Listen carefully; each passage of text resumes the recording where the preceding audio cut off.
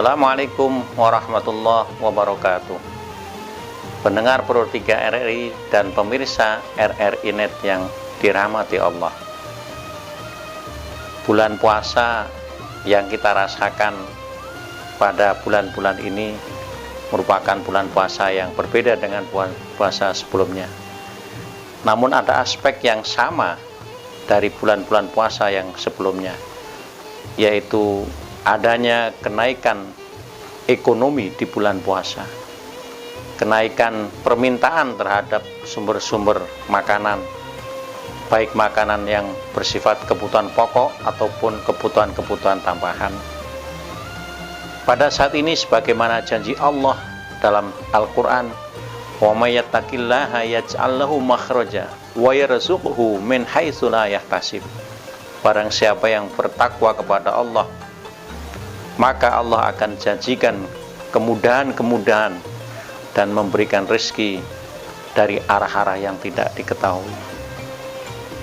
Di bulan puasa ini ketakwaannya umat Islam sedang meningkat, sehingga sebagai konsekuensi sebagaimana ayat Al-Quran tadi, maka rezeki Allah akan melimpah, kemudahan-kemudahan Allah akan berikan, dan juga kesulitan-kesulitan Allah berikan solusi.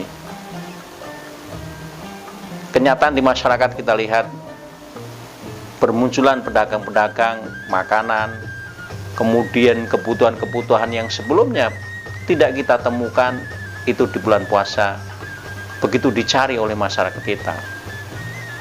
Meskipun kita merasa ada pandemi, tetapi bulan puasa menunjukkan bahwa ekonomi umat Islam sedang naik, kebutuhan meningkat, daya beli bertambah, sehingga masyarakat bisa membeli kebutuhan-kebutuhan pokok baik untuk berbuka, bersahur dan sebagainya. Demikian juga ini akan menaikkan proses produksi dan meningkatkan kebutuhan untuk lapangan pekerja. Namun ada hal yang menarik kalau kita lihat dalam kebijakan di bulan puasa ini, yaitu kebijakan ekonomi naik dan kebijakan larangan mudik.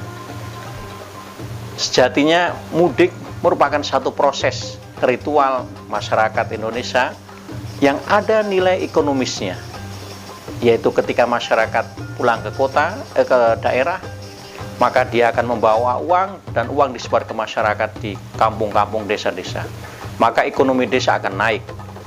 Namun pemerintah dalam konteks Lebaran kali ini melarang masyarakat untuk balik kampung, sehingga seolah-olah ada kepentingan ekonomi dan kepentingan kesehatan.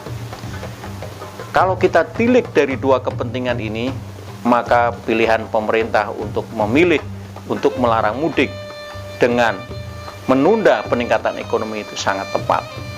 Hal ini sesuai dengan kaidah di dalam kaidah fikih menyebutkan idza ta'aradul mafsadani ru'ya khafizuma. Jadi apabila ada dua kerusakan, ya, maka yang saling bertolak belakang, maka ambil resiko yang paling kecil. Jadi ada resiko ekonomi dan resiko kesehatan, maka pemerintah mengambil resiko kesehatan. Kenapa?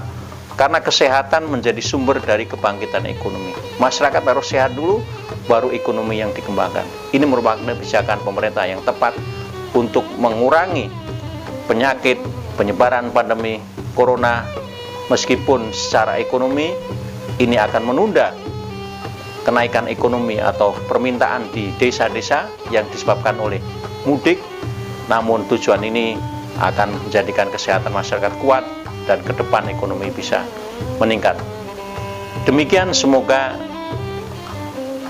kultum singkat ini bermanfaat bagi kita semua.